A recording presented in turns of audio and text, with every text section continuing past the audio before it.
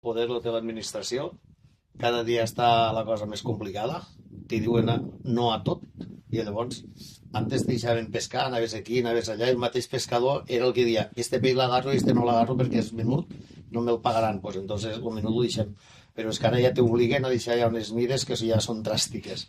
Te donen hasta dies de treball, quan antes el treball era, quan se sortia el sol, anaves a treballar fins que es ponia.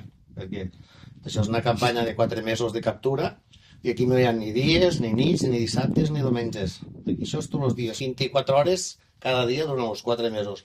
I després s'obrin les comportes, se lleven les sàcies i hi ha 7 mesos perquè la laguna, la balsa, se torni a reproduir. I això és una cosa ancestral, però avui ja fiquen moltes traves, ja l'assumpte ja és no, ja, allí no pots pescar, això no pots portar, aquí, i llavors pues, la gent, si no té una cosa segura, un treball fixo, no vol vindre.